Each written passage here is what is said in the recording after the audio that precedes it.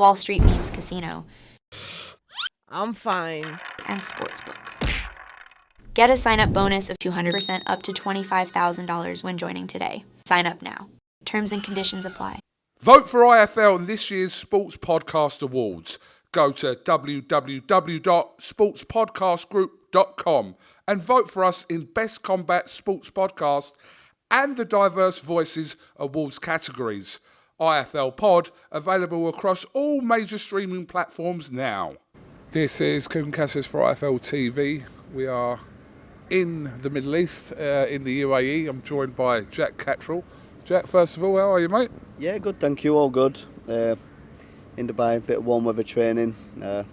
It's been below zero at home, so it's nice. We've been out here with the family, Jamie and some training people, and keeping fit, training and enjoying some sunshine.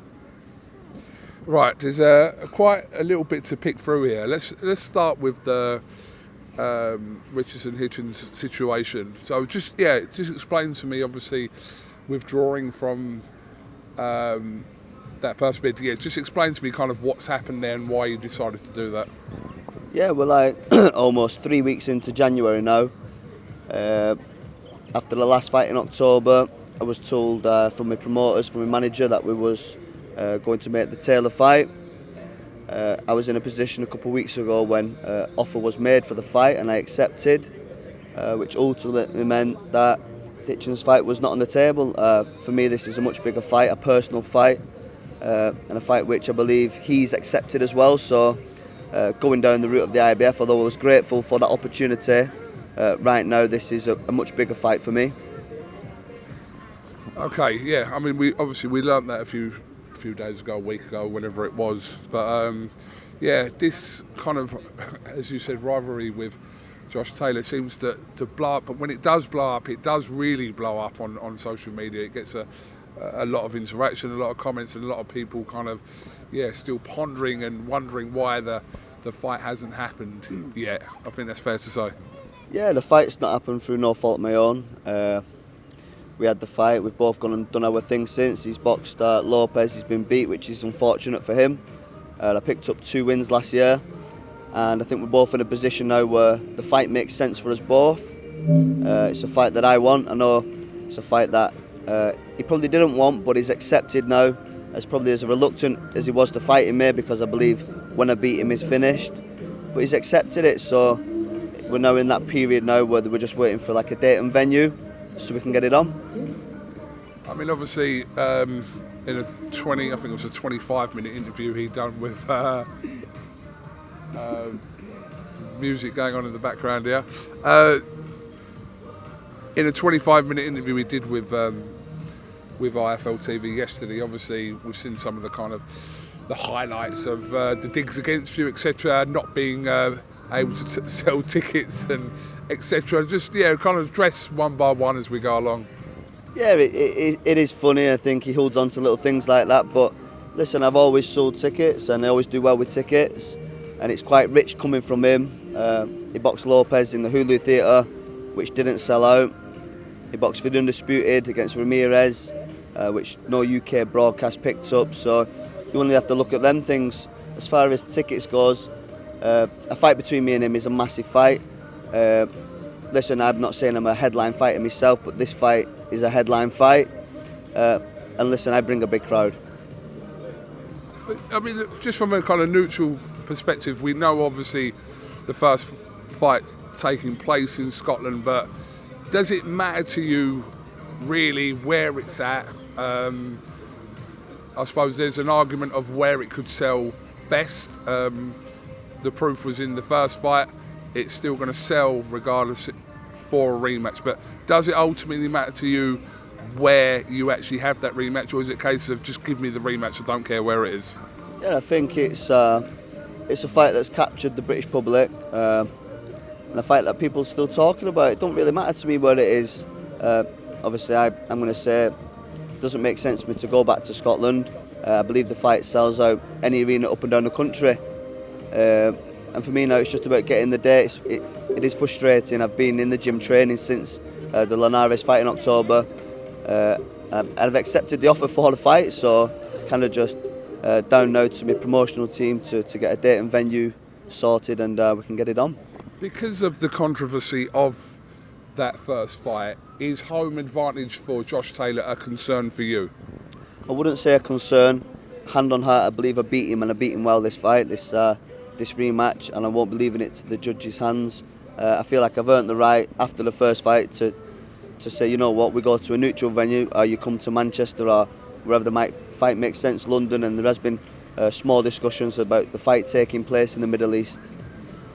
Had a few comments to say about your previous opponent in Jorge Linares, and which I'm sure you would have seen anyway, but that was your last fight, which you came through, etc. So, yeah, any response back to kind of his critical comments regarding the opponent you faced last time out in Linares? You know what, he can say what he wants. I've never turned down a fight. When the fight got proposed, was it the fight that I'd have picked out the boys in the division? Probably not. Nevertheless, a great future Hall of Fame opponent, a very fit, motivated Linares. We knew that it was kind of his last chance saloon. I felt like I beat him well, comfortable, won probably majority of every round in the fight, and come through it unscathed. And he can make any comments about that fight, but look at his last fight. It's been, I would suggest, a frustrating period for you. You came off the back of the fight with Taylor, with probably more publicity off the back of that, and for the wrong reasons in your perspective. You came off with more publicity than you've had in any fight in your career, but you haven't been able to secure that rematch and kind of capitalise on that. Whose fault is that? I'm not saying it's your fault, I'm saying whose fault is that since that fight we would have thought, right, well, Jack's still in a good position here because that was controversial, that fight, but it hasn't probably gone the way that you would have wanted it to go off the back of that attention that fight got. Yeah, it's frustrating, but again, I can only control my variables, which is being ready, being in the gym, and doing my best to put myself in a position for these big fights. But I think second time round, I think a fight between us needs to happen. When I do put him to bed, it does cement my place with the boys, the top boys at 140, to go and fight Lopez, to go and fight Haney, Garcia, etc. It's a fight that needs to happen, and it's a fight that needs to happen now. It kind of bores me now, it's been going back and forth, but it's still capturing the public's imagination. Everybody's still interested in the fight, but if it needs to happen now. March, April is when me and Josh have accepted the fight, and I just can't wait to smash his head in and be done with it all. I've been in Dubai a couple of weeks now training and getting stopped by people, and they're still talking about the first fight, which is coming up 2 years ago. So for me, I need to put him to bed. It's quite mental that this rematch hasn't taken place. Like you said, it's coming up to 2 years, where one of the most talked about fights over the last 10 years across the UK, and it's really weird that, and quite crazy that the rematch hasn't happened in that 2 year period. Yes, it's probably going to happen this year, but it's quite crazy to think that it hasn't happened yet. Yeah, and the same for him, he must be frustrated too. Every time he posts online, or I guess like me, every time I'm out in the street, it's all that people talk about. I'm known for the guy that got robbed, and he's known for the guy that got gifted the decision. So, but I think we're at that point now where we've both agreed to fight each other. Ultimately, I think in the next couple of weeks we'll have a date locked in and be able to settle it. Josh made some comments about Sam Jones, saying he's going to kick him in the balls when he sees him. Sam's had it from quite a few fighters over the years, so yeah, I'm sure he'll take that in. Well, maybe a little bit of jest, but yeah, maybe with caution as well. Yeah, listen, Josh, he's weak. He takes things personally. He gets riled up. We've seen it, but I remember seeing him at Smith Eubank 1. He jumped about his seat after he'd stubbed his toe, and he didn't do nothing. And there's been numerous times he could have come and seen me, but he chose not to. So it is what it is. He'll probably see Sam and he won't do nothing. And next time I see him, I'll be laying him out. I just want to bring up some of the. Obviously, it was very entertaining for anyone on X, or formerly Twitter, last night. Obviously, this was you responding to Josh saying that doesn't sell any tickets, etc. And the tweet from you said, "Here we go again. You ducked me to get a pasting by Lopez in New York and didn't sell out the theatre. In the biggest fight of your life against Ramirez, not one UK broadcaster picked it up. You absolute bellend. Hashtag Tartan torn arsehole. Yeah. That's his nickname that I've given him over this last year. That's what he is, and what you've read there are all facts. These are facts. He got a pasting by Lopez in a not sold out Hulu theatre. He fought Ramirez for the Undisputed. I went over to watch the fight and no UK broadcast picked that fight up.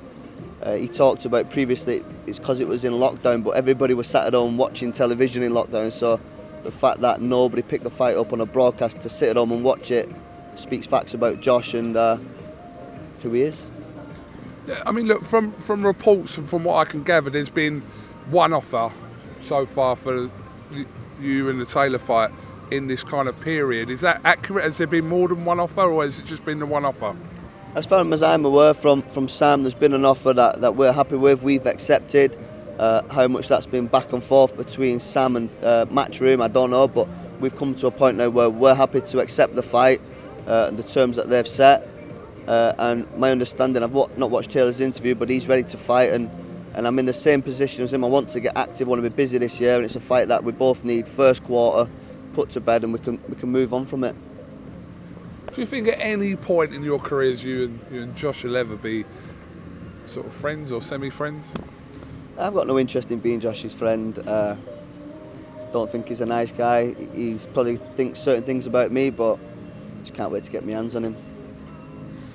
All right, well listen, we hope that we do get some news, because it is one of these fights that is like, it's been obviously more important for yourself and Josh, but just as fans it's like, come on, this year it's 100% got to happen. But from the way you're talking, there could be something announced in the foreseeable future, so hopefully that'll be the case. Yeah, I think so. It'd be nice to move on. I want to challenge for world titles. I've got ambitions to go on and become a world champion, but I think first and foremost we put this situation to bed. We beat Josh and then we move on from there. Do you think you're a better fighter from 2 years ago? 100%. I'm in the gym, I'm learning constantly. I had 2 fights last year. I want to kick on now. I'm coming into my prime. I turned 30 last year, and I know there's some big fights ahead. And I'm a much better fighter than I was 2 years ago, and I can't wait to get in the ring and show it. Jack, just before I let you go, obviously it was a couple of weeks now, but we saw O'Hara Davis getting stopped in one round against Ismael Barrosa.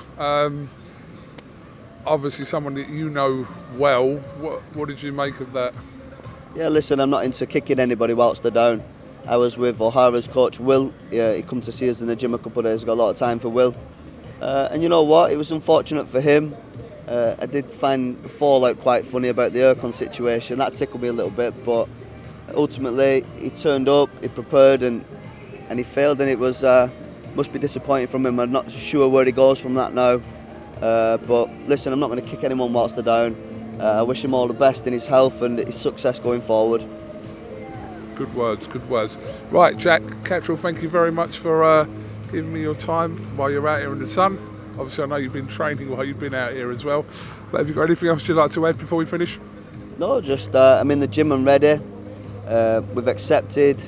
Josh gets his arse in gear. I know I've seen him in the gym in Liverpool, and I'm going to kick his ass. Okay, I don't think you've been clearer than that. Jack, thank you very much for your time, and we'll definitely catch up with you again very soon. Thank you. Wall Street Memes Casino, I'm fine. and Sportsbook. Get a sign-up bonus of 200% up to $25,000 when joining today. Sign up now. Terms and conditions apply. Vote for IFL in this year's Sports Podcast Awards.